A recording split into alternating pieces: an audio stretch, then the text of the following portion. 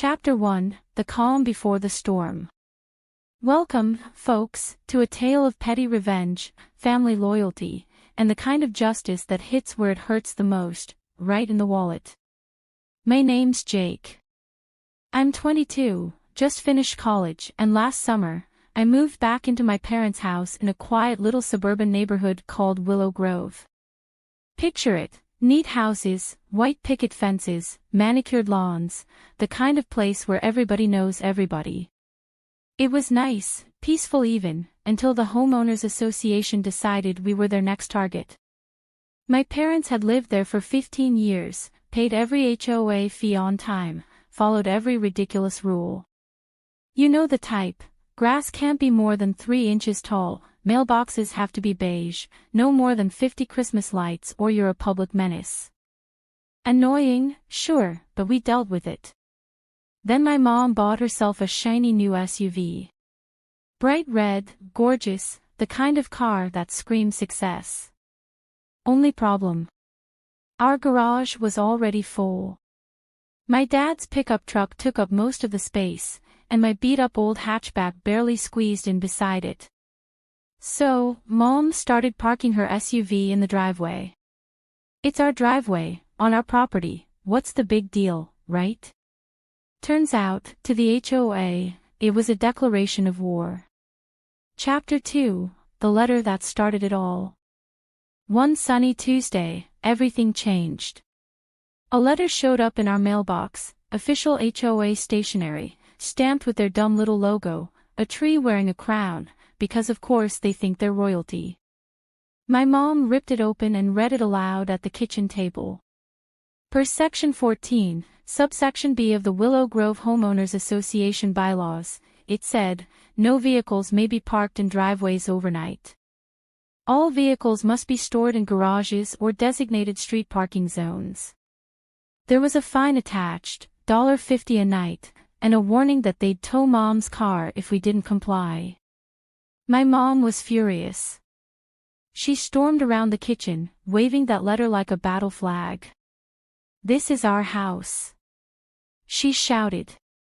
"We've lived here forever, put up with their nonsense, and now they're telling me I can't park in my own driveway." My dad was sitting there, sipping his coffee, calm as ever. He's a quiet guy, works as a senior loan officer at First National Bank. Doesn't talk much, but when he does, you pay attention. He took the letter from Mom, skimmed it, and muttered, "We'll see about this." I didn't know it then, but that was the moment the gears started turning in his head. Chapter 3: The Family War Council. That night, we held an emergency family meeting.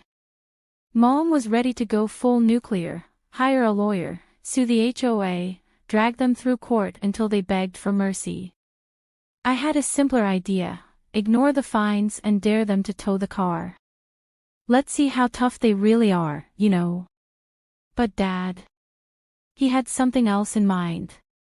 He leaned back in his chair, took a slow sip of coffee, and said, "No need for lawyers or towing wars.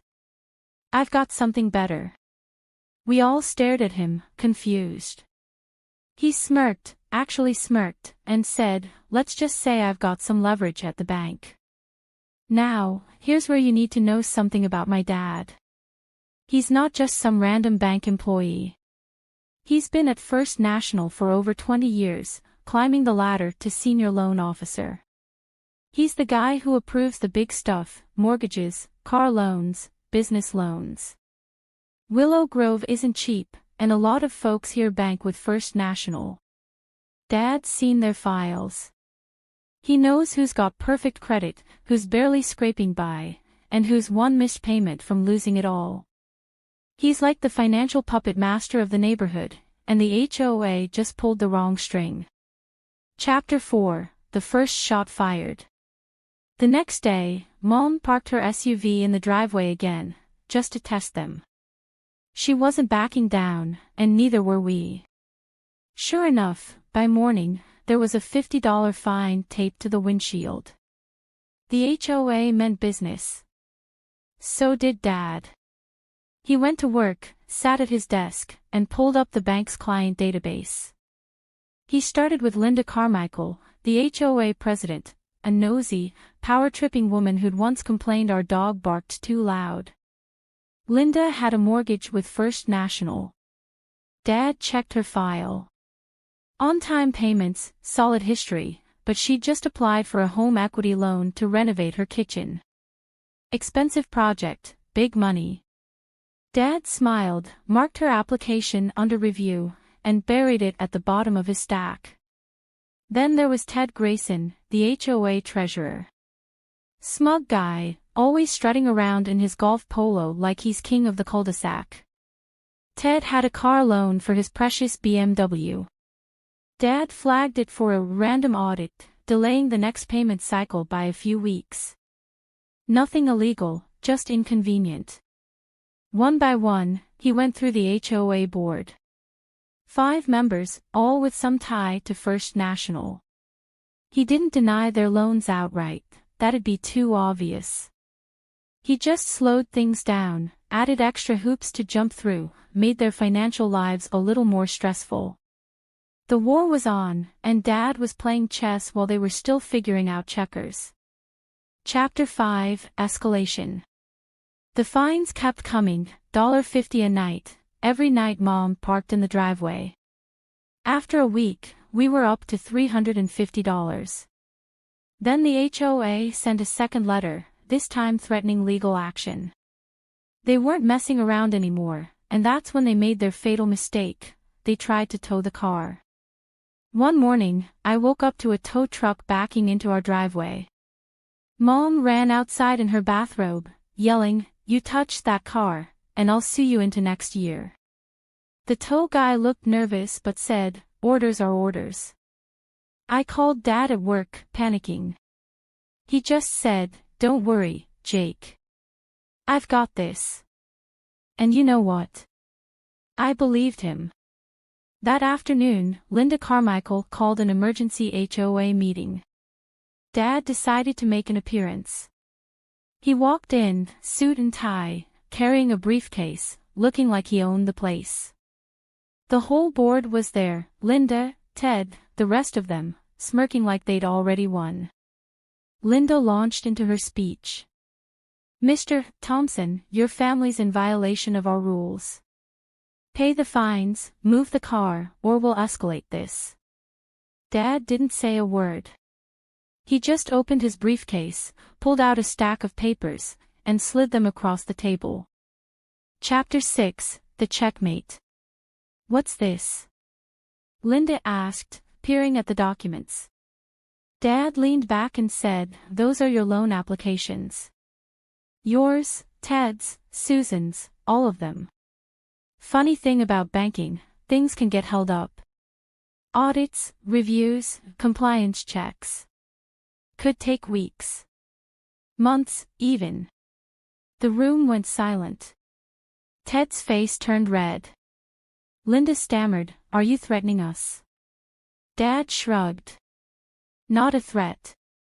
Just a fact.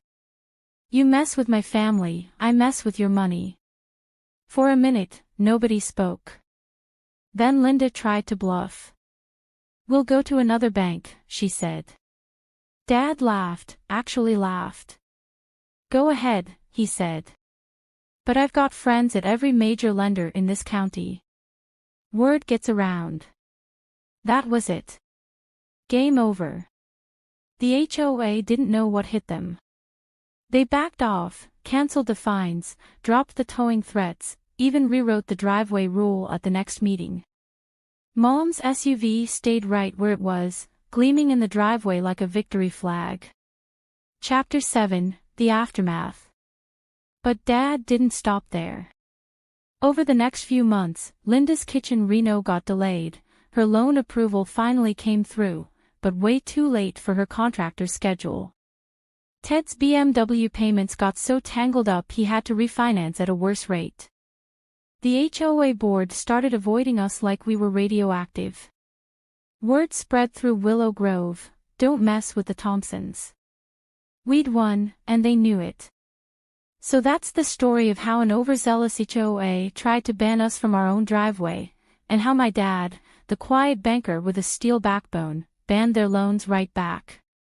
Moral of the story: don't poke a bear unless you're ready for the claws. Thanks for listening, folks. This is Jake, signing off from Willow Grove, where the driveway's ours and the HOA's still licking their wounds.